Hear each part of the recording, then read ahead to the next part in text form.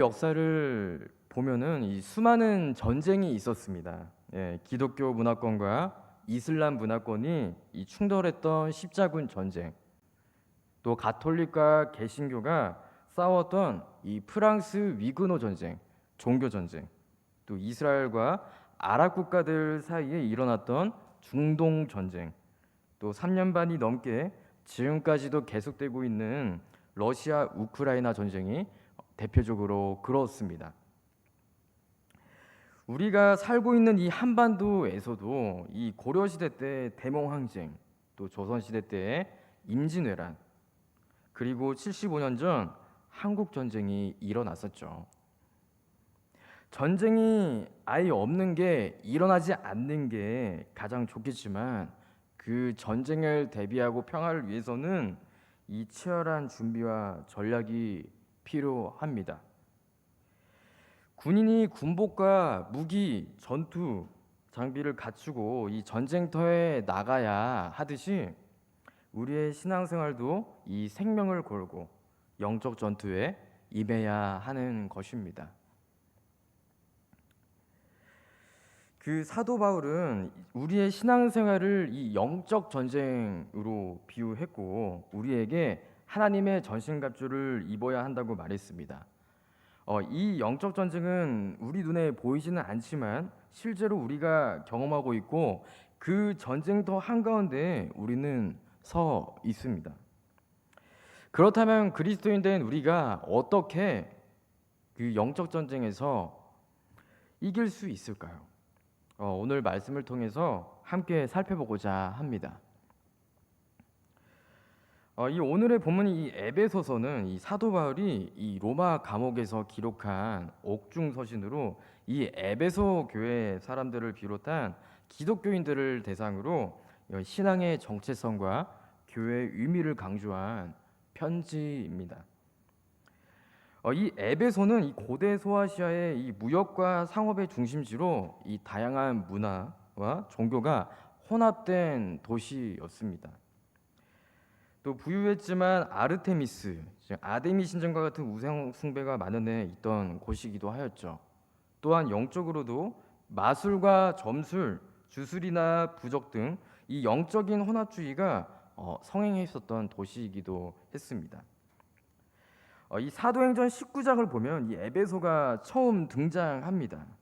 이 바울이 3차 전도 여행 때 이 에베소에 도착해 두란노 서원을 세워서 2년간 하나님의 말씀을 가르치고 교회를 세우게 되는데 그 교회가 바로 에베소 교회였습니다. 그리고 그 교회 목회자로 이 아볼로를 파견합니다. 그리고 그곳에서 바울은 귀신을 내쫓고 복음을 전파하는 사역을 했는데 그만 한바탕 소동이 일어나서 이 바울을 반대하는 유대인들과 그 장사꾼들에게 목숨을 이어받기도 하였죠. 그럼에도 바울은 사역을 포기하지 않았습니다. 그야말로 이 영적 전쟁터의 한복판에서, 이 영적 전쟁터의 최전선에서 있었던 것이라고 볼 수 있죠. 이 바울은 먼저 영적 전쟁의 실체에 대해서 알려줍니다. 오늘 본문 말씀인 12절의 말씀입니다.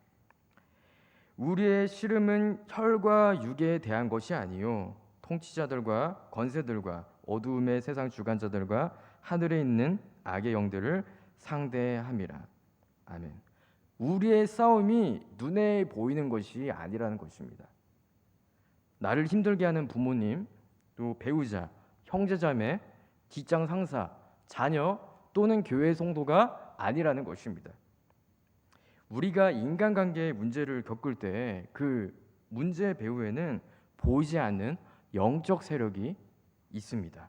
악한 영들이 분명히 있습니다.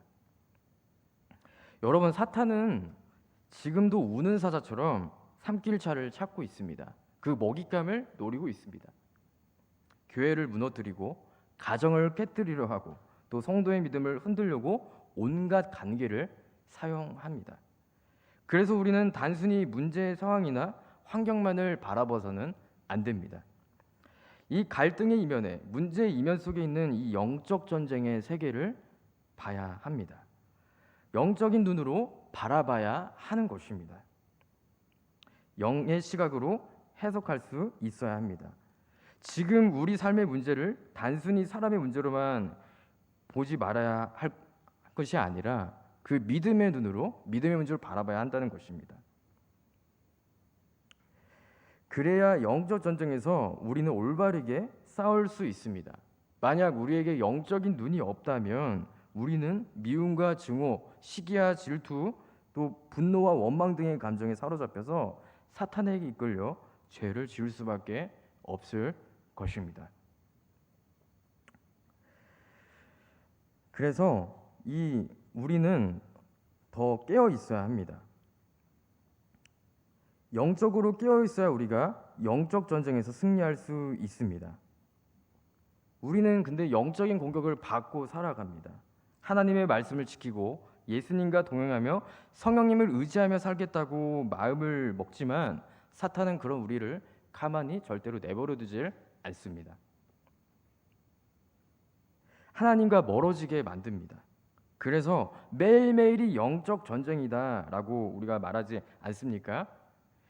바울은 그래서 오늘 본문인 11절에 나온 것처럼 이 마귀의 관계를 능히 대적하기 위해 악한 세력과 잘 싸우기 위해서 이 하나님의 전신갑주를 입으라고 합니다.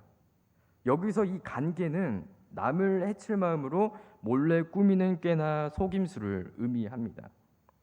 마귀, 사탄의 본래 뜻이 무엇입니까? 네, 속이는 자입니다.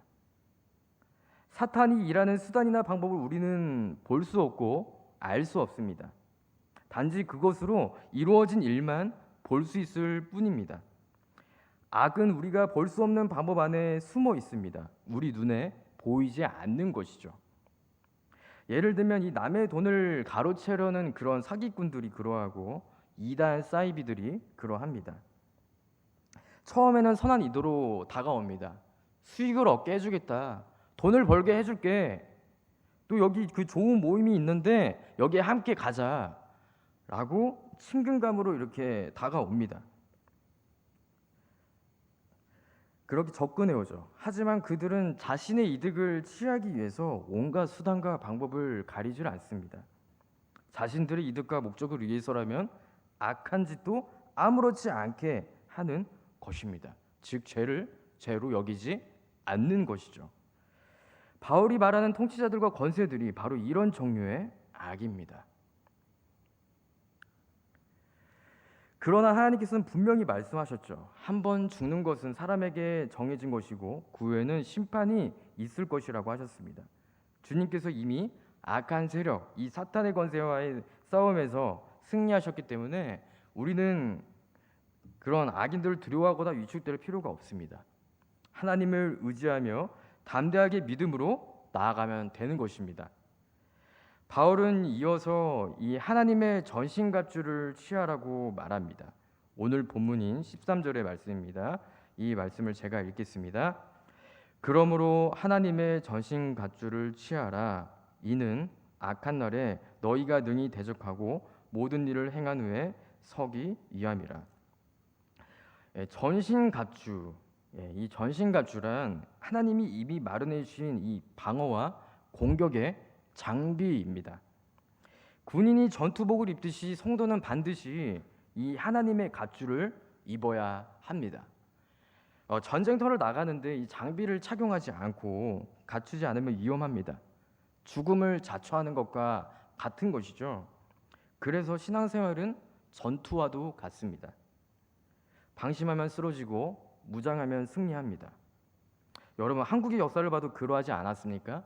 이 조선시대 때 이 조총으로 무장한 일본군이 이 남해 바다를 여러 번 이제 위협하고 쳐들어왔을 때 그때 전쟁을 대비해야 한다고 전쟁을 준비해야 한다고 말하는 소수의 신하들이 있었습니다.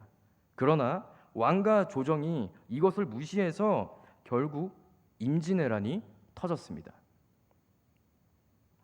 한국 전쟁, 이 6.25 전쟁 때에도 이 준비되지 않은 순간의 방심이 큰 피해로 이어지게 되었습니다. 결국 두 전쟁 모두 어쩔 수 없이 살기 위해 삶의 터전을 떠나 피난을 가야 했었습니다. 이 뼈아픈 역사적 교훈을 잊지 않고 우리는 이 하나님의 전신갑주를 입고 영적 전쟁을 준비해야 할 줄로 믿습니다. 우리의 힘과 능력으로는 영적 전쟁을 치르기가 정말 어렵습니다. 힘이 들죠. 그래서 우리는 이 영적 전쟁에서 승리할 수 있도록 하나님의 도우심을 구하며 기도해야 하는 것입니다. 영적으로 무장을 해야 하는 것입니다. 바울은 계속해서 이 전신갑주가 무엇인지를 하나씩 자세하게 설명합니다. 오늘 본문의 말씀인 에베소서 6장 14절부터 17절까지의 말씀을 함께 읽도록 하겠습니다. 시작. 그런즉 서서 진리로 너희 허리띠를 띠고 의에 호심경을 붙이고 평안의 복음이 준비한 것으로 신을 신고 모든 것 위에 믿음의 방패를 가지고 이로써 능히 악한 자의 모든 불화살을 소멸하고 구원의 투구와 성령의 검 곧 하나님의 말씀을 가지라. 아멘. 바울은 6가지의 표본으로 이 전신갑주를 제시합니다. 잠시 그림을 보여주시겠습니까? 먼저 이게 그 전신갑주입니다. 먼저 진리의 허리띠입니다.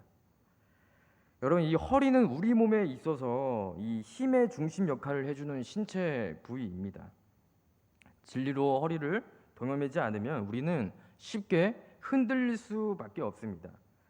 거짓 선지자들에게 노란하거나 이단 사이비에 빠진 사람들이 그러지 않습니까? 그들에게는 진리가 없고 영적으로 바라볼 수 있는 그 영적 분별력이 없기 때문입니다. 그만큼 세상은 악하며 거짓과 속임수로 가득합니다. 그러나 진리에 붙잡힌 성도는 하나님의 말씀으로 가득한 그리스도인은 흔들리지 않습니다. 미혹되지도 않습니다. 주님과 동행하며 살아갑니다. 그리고 두 번째로 의의 호심경, 의의 흉배입니다. 이 흉배는 가슴, 즉 심장을 보호합니다. 우리의 마음과 양심을 지켜주는 것이 바로 의입니다. 우리가 하나님의 뜻을 구하며 살아갈 때, 의롭고 거룩한 삶을 살 때 사탄은 우리의 마음속을 쉽게 뚫거나 그 안으로 들어올 수 없습니다. 그래서 우리는 날마다 하나님의 뜻을 추구하며 살아가야 하는 것입니다. 데살로니가전서 4장 3절의 말씀입니다. 하나님의 뜻은 이것이니 너희의 거룩함이라 곧 음란을 버리고. 아멘. 거룩함이라는 것은 무엇입니까? 이 세상과 구별된 것을 말합니다. 세상의 악함과 부정함으로부터 멀어져 하나님과 가깝게 지내는 것을 의미합니다. 노아 시대 때도 세상은 악하고 음란했습니다. 이 다니엘 때에도 그러했고 예수님이 오셨을 때와 또 사도 바울이 살았던 이 초대교회 시대 때에도 그랬습니다. 성경에 나온 인물들 모두가 이 세상과 구별돼서 이 하나님과 가깝게 지냈습니다. 그래서 세상에 휩쓸리지 않았고 하나님 안에서 살았던 것입니다. 세 번째로 평안의 복음의 신입니다. 이 신발은 움직임을 가능하게 합니다. 이 군인이 군화를 신어야 잘 움직일 수 있는 것처럼 복음을 전할 준비가 된 성도는 어디에 있든지 흔들리지 않습니다. 이 복음을 전하는 자에게 하나님은 용기와 담대함을 주십니다. 그리고 참된 기쁨과 평안도 주십니다. 바울이 디모데에게 유언처럼 말한 말씀이 있습니다. 바로 디모데후서 2장 3절과 4절의 말씀입니다. 너는 그리스도 예수의 좋은 병사로 나와 함께 고난을 받으라. 병사로 복무하는 자는 자기 생활에 얽매이는 자가 하나도 없나니 이는 병사로 모집한 자를 기쁘게 하려 함이라. 이 바울은 디모데에게 그리스도의 예수의 좋은 병사, 군사로 이 자신처럼 고난을 받으라고 하였습니다. 그럴 때 주님께서 기뻐하시고 이 맡은 바를 잘 감당할 수 있도록 새 힘과 능력을 주신다고 말했습니다. 네 번째로 믿음의 방패입니다. 이 믿음은 감정이 아니라 하나님에 대한 확신입니다. 하나님이 나와 함께 하신다라는 믿음이 방패가 됩니다. 이 믿음의 방패가 있으면 이 마귀의 불화살과 같은 의심이나 두려움, 또 시험이 날아올 때 그 모든 공격을 다 막아낼 수 있습니다. 그래서 우리는 하나님을 향한 확신을 가지고 살아가야 하는 것입니다. 다섯 번째로 구원의 투구입니다. 이 머리를 보호하는 투구는 이 구원의 확신을 의미합니다. 구원의 확신이 없다면 작은 어려움에도 쉽게 흔들리게 됩니다. 그러나 확신 있는 사람은 넘어지지 않고 끝까지 서 있습니다. 여섯 번째로 이 성령의 검, 곧 하나님의 말씀입니다. 앞에 다섯 가지가 이 보호 장비였다면 이 성령의 검, 곧 하나님의 말씀은 전신갑주 중에서 유일한 공격 장비, 즉 무기입니다. 여러분, 이 말씀 없는 신앙인은 무기 없는 군인과 같습니다. 하나님의 말씀이 있어야 우리는 능히 영적 전쟁에서 주도적으로 싸워서 승리할 수 있습니다. 하나님의 말씀은 우리를 지켜주십니다. 우리가 하나님 안에서 잘 살 수 있도록 해주십니다. 잠언 30장 5절의 말씀입니다. 이 말씀을 제가 읽겠습니다. 하나님의 말씀은 다 순전하며 하나님은 그를 의지하는 자의 방패시니라. 이어서 히브리서 4장 12절의 말씀입니다.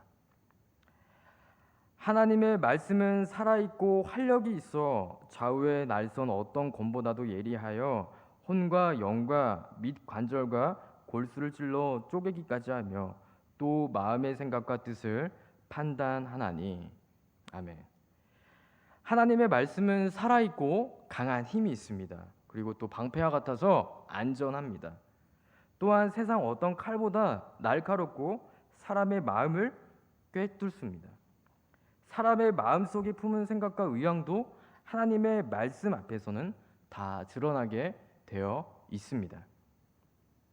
예수님께서 이 공생의 사역을 시작하시기 전에 광야에서 사탄에게 시험을 받으셨을 때 이 사람이 떡으로만 살 것이 아니요 하나님의 입으로부터 나오는 모든 말씀으로 살 것이라고 말씀하시면서 이 하나님의 말씀으로 사탄을 물리치셨습니다.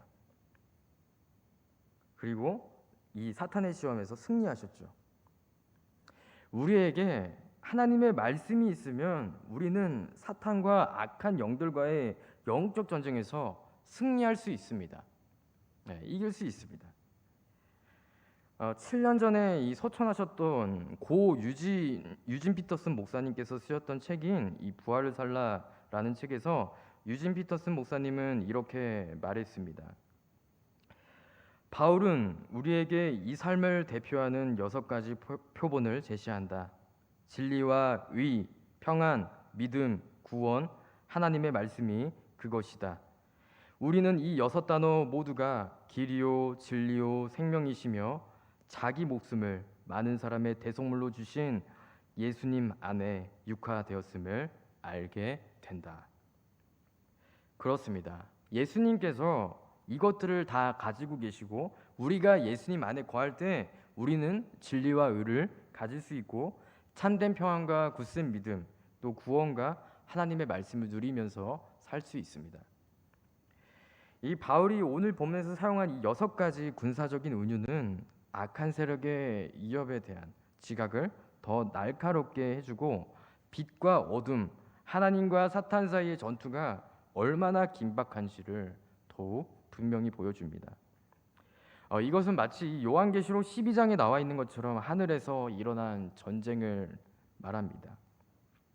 해를 입은 여자와 붉은 용, 또 창세기 3장 15절에 뱀과 여자 사이에 사탄과 하와 사이에 이게 적대 관계가 바로 그러합니다. 바울이 6가지 군사적 은유를 사용함으로써 이 그리스도인의 삶이 그저 수동적인 것이 아니라 그리스도의 구속 사역에 참여하는 한 분야를 이룬다는 사실을 깨닫게 해 줍니다. 진리의 띠, 의의 흉배, 평안의 복음의 신, 믿음의 방패, 구원의 투구, 성령의 검, 이 6가지 군사적 은유는 우리가 그리스도의 군사로서 전투에 징집되었다는 것을 의미하는 것이고, 이 영적 전쟁에서 우리가 온전히 참여해야만 하는 전투라는 것을 한순간도 잊어서는 안 된다는 점을 분명히 말하고 있는 것입니다. 바울은 또한 이런 은유를 통해서 이 전신갑주를 입을 수도 있고 벗을 수도 있는 그런 어떠한 것이 아니라 한두 개만 갖출 수 있는 것이 아니라 다 연결되어 있고 전체적인 것으로 바라봤습니다. 부분적으로 보호 장비만 무장하게 되면 공격 장비가 없으면 여전히 우리는 그런 공격을 잘 할 수 없습니다. 공격에 취약할 수밖에 없습니다. 말씀과 기도, 믿음과 거룩함으로 완전한 무장을 해야 우리는 그런 영적 전쟁에서 잘 싸울 수가 있습니다. 동물 중에서 이 갑각류와 척추동물이 있습니다. 이 갑각류는 우리가 잘 아는 것처럼 꽃게, 새우, 가지 등과 같은 그런 외골격을 가진 절지동물을 말하고, 이 척추동물은 그 포유류, 또 양서류, 또 조류, 어류 등 대부분의 다양한 생물들을 말합니다. 이 갑각류는 바깥은 딱딱하지만 안은 부드럽습니다. 그런데 이제 척추동물의 경우는 이 바깥은 부드럽고 약하지만 안은 단단합니다. 유진 피터슨 목사님은 비유를 들면서 이렇게 말했습니다. 갑각류 그리스도인과 척추동물 그리스도인, 어느 쪽의 삶이 더 우월할까? 하나님의 전신갑주란 삼위일체의 삶, 진리, 의, 평안, 믿음, 구원, 하나님의 말씀을 우리 안에 내재화하는 것이며, 영광의 소망이신 그리스도를 우리 안에 모시는 것이다. 그렇습니다, 여러분. 하나님의 전신갑주는 하나님과 예수님과 성령님을 의지하는 것이며, 우리 안에, 우리 마음속으로 주님을 모시는 것입니다. 사도 바울은 더 나아가서 이 영적 전쟁에서 잘 승리할 수 있도록 항상 성령 안에서 기도하라고 권면합니다. 마귀를 대적하고 하나님의 사람으로 살아가기 위해서는 이 영혼의 호흡인 기도의 중요성과 방법을 말하고 있습니다. 에베소서 6장 18절의 말씀입니다. 모든 기도와 간구를 하되 항상 성령 안에서 기도하고 이를 위하여 깨어 구하기를 항상 힘쓰며 여러 성도를 위하여 구하라. 아멘. 이 악한 세력과 이 악한 영들과 싸우는 영적 전쟁에서 기도는 가장 강력한 무기입니다. 우리 자신을 하나님 안에서 지킬 수 있을 뿐만 아니라 악한 영들을, 악한 세력들을 물리칠 수 있습니다. 그렇다면 우리가 어떻게 기도해야 하겠습니까? 하나님과 교제하면서 우리의 힘으로는 감당할 수 없는 문제를 하나님께 올려드리며 하나님의 도움을 구하고 내 문제만이 아니라 다른 사람의 영혼과 문제를 위해서 기도하라는 것입니다. 우리가 영적으로 성장을 하면 내 자신의 문제보다 그 다른 사람을 위해서도 기도하게 됩니다. 더 나아가 이 대통령과 유전자를 위해서도 기도하게 됩니다. 나라가 안정되지 못하고 불안하면 신앙생활을 하기가 어려워지기 때문에 우리는 매일매일 이 나라와 대통령과 이정자들 그리고 민족을 위해서도 기도하는 것이죠. 그리고 궁극적으로는 하나님의 나라와 의를 구하는, 하나님의 뜻을 구하는 기도를 하게 됩니다. 우리가 살아가는 이 시대에 신앙을 지키며 살아간다는 것이 쉽지 않은 게 사실입니다. 지금 이 시대는 나라와 사회, 문화와 가치관 등 여러 분야에서 악한 세력이 숨어 있습니다. 악한 영들이 역사하고 있습니다. 그래서 우리가 신앙생활을 한다는 것은 마치 영적 전쟁과도 같습니다. 저는 제가 하나님의 전신갑주를 잘 입고 있는지, 또 성령 안에서 하나님의 뜻을 구하며 기도하고 있는지를 돌아보게 됩니다. 그러지 못할 때가 있고 참 연약하고 부족한 사람이구나 라는 것을 느낄 때가 종종 있습니다. 저의 이야기를 좀 조심스럽게 잠깐 하자면요, 제가 목회자 자녀로 살면서 이 영적 전쟁을 한 적이 꽤 많이 있었습니다. 부모님 사이에서의 그런 다툼이나 또 저와 동생과 싸웠을 때 악한 영이 역사하는 것을 경험했었습니다. 특히 동생과의 싸움에서 저의 입에서 거친 말이 나오고 목소리가 저도 모르게 커지고 감정적으로 화도 많이 나서 아예 동생의 얼굴을 보고 싶지 않다는 생각이 든 적이 있었습니다. 그러나 그것은 사탄이 좋아하는 것이고 하나님의 뜻을 이루지 못하게 하는 것이었다라는 것을 깨닫게 되었습니다. 인간적으로는 먼저 다가가서 사과하고 싶은 마음도 대화하고 싶은 생각도 없었지만 하나님의 말씀에 저를 비추어 볼 때 그것은 올바르지 못한 모습이라는 것을, 합당하지 못한 것이라는 것을 알게 되었습니다. 해가 지도록 분을 품지 말고 마귀로 틈을 타지 못하게 하라는 에베소서 4장 27절의 말씀처럼 먼저 저의 잘못을 깨닫고 인정하고 사과하며 화해를 해서 그 가족 사이에 그런 인간관계, 그런 갈등의 문제를 풀었던 것 같습니다. 제가 잘해서 그랬다라는 것이 아니라 하나님의 말씀이 저를 움직이게 했던 것이었죠. 여러분, 이 하루하루가 매일매일이 치열하고 우리가 살아가는 이 세상에서의 삶이 어렵거나 고단할 수가 있습니다. 때로는 사람으로 인해서 또 다툼이나 갈등의 문제로 인해서 마음이 괴롭고 어려울 수가 있습니다. 또 때로는 우리가 접하는 뉴스, 매스컴으로 인해 낙심도 되고 여러 가지 복잡한 감정에 사로잡힐 수도 있습니다. 그럴 때 우리는 그런 상황이나 사람을 바라보기보다 하나님을 바라봐야 하지 않겠습니까? 세상의 소리에 귀 기울이기보다 하나님의 음성을 들어야 하지 않겠습니까? 예수님과 함께하며 성령님의 도우심을 구할 때 우리는 이 영적 전쟁에서 승리할 수 있습니다. 아, 나는 할 수 없어. 나는 이거밖에 안 돼. 역시 나는 실패자야. 저 사람은 왜 저래? 대화가 안 되네. 어휴, 상종하기도 싫어. 라고 말하는 것이 아니라 하나님께서 나와 함께 하시면 능치 못할 일이 없어. 하나님께서 주시는 생과 능력으로 오늘 하루도 승리하면서 살아가야지. 저 사람을 위해서 기도해야겠다.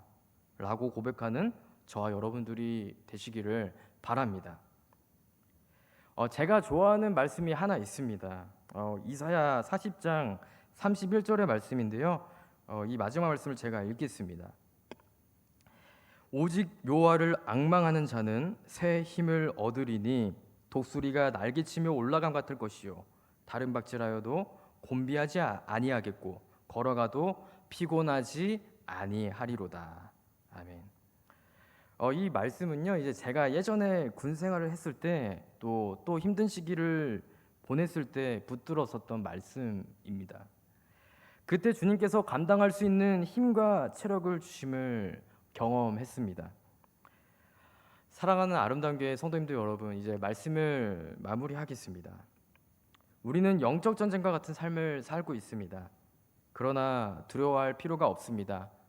걱정하거나 위축될 필요도 없습니다. 왜냐하면 이미 예수 그리스도께서 이 사탄의 권세를 물리치셨고 승리하셨기 때문입니다. 우리가 치르고 있는 이 영적 전쟁은 패배를 두려워하며 싸우는 것이 아니라 승리를 확신하며 싸우는 것입니다. 예수님께서는 우리에게 세상의 소금, 세상의 빛이라고 말씀하셨습니다. 소금은 음식에 맛을 더하고 음식물이 썩지 않도록 막아주는 역할을 합니다. 이처럼 성도들은 세상의 도덕적 영적 타락을 막고 또 의와 진리를 수호하며 하나님의 가치를 지키고 악에 맞서 싸우는 존재들입니다. 빛은 진리이자 생명을 상징합니다. 빛은 어둠을 몰아내고 생명으로 인도하는 역할을 합니다. 이처럼 성도된 우리는 이 어둠 가운데 있는 이 세상을 밝히 비추고 그런 소망을 주는 존재들입니다. 예수님께서 우리를 세상의 소금, 세상의 빛이라고 말씀하신 것은 그리스도인 된 우리가 세상에서 하나님의 사랑과 진리를 비추며 우리로 인해 많은 사람들이 하나님께 돌아오기를 바라는 것이라고 할 수 있습니다. 주님께서는 우리의 모습과 행동으로 하나님을 드러내며 나타내는 축복의 통로가 되기를 원하십니다. 또한 우리가 이 영적 전쟁에서 승리하여 하나님의 자녀로 그리스도의 군사로 살기를 원하십니다. 우리가 세상 사람들로부터 동화되는 것이 아니라 세상의 가치관과 현실 앞에서 무너지는 것이 아니라 하나님의 전신갑주를 취하시고 영적 전쟁에서 승리를 경험하시는 저와 여러분들이 되시기를 소망합니다. 그래서 이 세상에 빛과 소금처럼 선한 영향력을 드러내는 그리스도인들이 되시기를 주님의 이름으로 축복하고 소망합니다. 아멘.